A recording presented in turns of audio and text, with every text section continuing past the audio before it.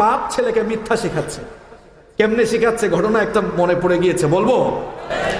বাবা ছেলেকে পড়াচ্ছে, বাবারে খাতায় লিখো, তোমার হাতের লেখা খুব খারাপ, লিখো সত্য মানুষকে মুক্তি দেয়, মিথ্যা মানুষকে ধ্বংস করে। খুব সুন্দর কথা না? বাবারে তোমার হাতের লেখা খারাপ, লিখো লিখো। বাবা লিখে দিয়েছে, তারপরে নিজে হাত ধরছে, এবার আমার মতো দেখে লিখো। কিছুক্ষণ পরে হঠাৎ কে জানি দরজায় কলিং বেল দিল। এখন কলিং বেল দেওয়ার পরে ওয়াইফ এসে বলছে অমুক বাড়ির কালাম ভাই আসছে। কি বলো? কালাম ভাই তো আমার কাছে কিছু টাকা পায়। এখন বউকে তো আর দরজা খুলতে পাঠাইতে পারে না, বাসায় কেউ নাই। এবার যেই ছেলেকে এতক্ষণ লেখাইলো সত্য মানুষকে মুক্তি দেয়, মিথ্যা মানুষকে ধ্বংস করে, বললো আব্বু একটু যাও তো, দরজা খুলে বললো আব্বু বাসায় নাই। দেখছেন, একটু আগেই নীতিবাক্য শেখালো, আর এখন নিজের ছেলেকে দিয়ে মিথ্যা বলার প্রশিক্ষণ দিল। এভাবে আমাদের সমাজে মিথ্যার প্র্যাকটিস, আমরা মিথ্যার চর্চা করছি কিনা?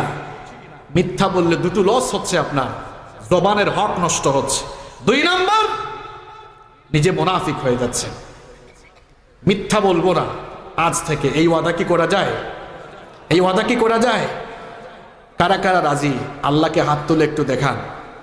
মাশাআল্লাহ, হাতগুলো নামান, আল্লাহ কবুল করেন।